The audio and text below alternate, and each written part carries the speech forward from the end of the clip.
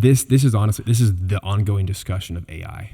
Really? And the emergence of AI in the music space, because it's already here. And it's already... Yeah. Let me put it this way. If you're threatened by AI, then you're probably not doing a very good job. No, Sorry. I don't disagree. Like writing as a writer, day trade, copywriter, you're not doing it. If ChatGPT, which I play with often, yes, and I have a lot of clients and I write a lot of social media and stuff, it's garbage, folks. Okay, it's garbage. But that's from the writing perspective. You go ahead on the music. music. The same. It will always be regurgitating what is given to it. The best it can possibly be is a poor imitation of what it was given. Mm-hmm. But I think that is the big question here: is what is the value of hiring an artist? Period. Yeah. Of any art field, whether it's visual art or music or writing, and I think it's the human perspective. It's the fact that I'm not perfect. It's the fact that I am flawed. I'm marked by experience. I'm marked by imperfections. I'm marked by weird, seemingly random choices, or the way I felt in that moment to choose that instrument or that tone, or it's not calculated.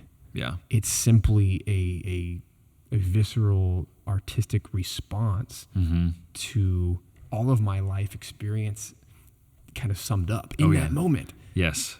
So that's exactly the point, that I think that AI doesn't have a body. Right. And bodies suffer. And that's ultimately what you say when you say, oh, my life experience, I'm shaped by this, I lived by a quarry, or whatever. And these certain tones and sounds that I live nearby that are natural to the world, that those can evoke certain feelings in me, and I will use that to tell a story. Not that it's that literal all the time, but I do think there's some really deep kind of primal ideas behind like dissonant noise sounding like something's going to come and eat you. Okay, I'll probably avoid that. And then joyful noises and simple. People love, and I do this at work as a writer. Like I'll put on ambient, like a river sounds and stuff like that. I do think pulling from our we have ears and lives and thoughts, and then you pour that into the story. That emotion and your choices that you're making are informed by that you have a body, whereas AI doesn't. It's only referring to people who do have bodies. Right.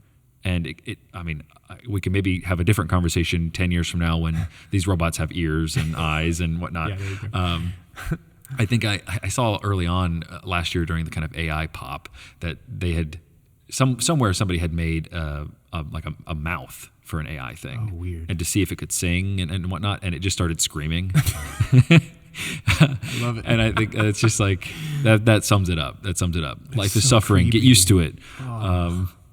Life sucks. Scream. But like humans are uniquely, I do think it's God's fingerprint on us. I think C.S. Lewis says pain is God's megaphone, and it draws your attention to things. And AI can fundamentally not feel pain. It doesn't understand what that is because it's not meant for them. God created pain and suffering to teach us about life, to draw us to deeper truths, and to draw ultimately us to himself, I think. And especially as a Christian, there's really no better example than Christ on the cross, suffering.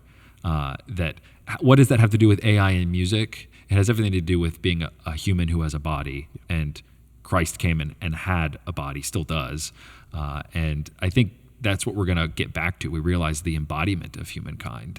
That in the digital world, we were talking a little bit off mic beforehand, that we live such a mediated existence where I'm looking through a screen, I'm listening through headphones. Like, what's the difference between sitting in the pit of an orchestra and listening to something? Back in the day, filmmaking, that's what they had to do. Right. They had live music. What's the difference between that and then a compressed sound?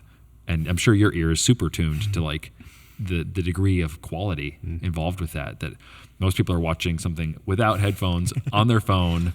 Is that really the best way to consume something as someone who has a body?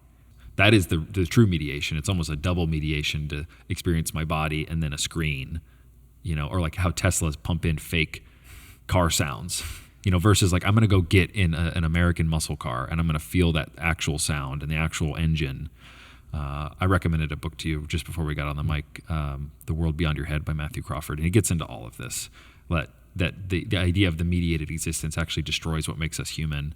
And That's really what I think most people, kind of the technocrat type style thinkers of our time, want to do, is ultimately remove the human from the human.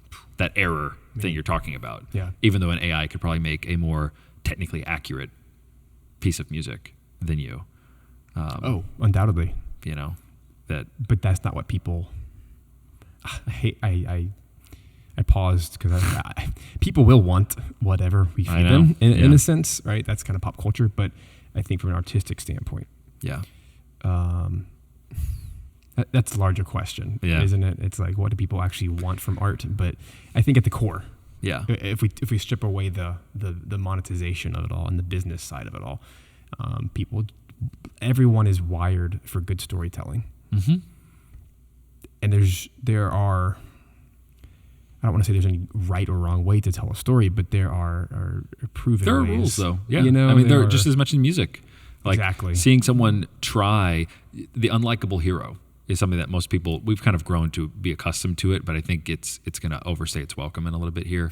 That they're so flawed, you know, the Tony Sopranos of the world, that it's like, oh, he's a murderer and an adulterer and all this kind of stuff. It's like, yeah, but you ultimately realize that watching this stuff, it doesn't actually make you a better person in any way. And I think that's ultimately the true purpose of art, is that it's to help you become a better person by seeing someone else suffer through the hero's journey and then become better on the other side of it.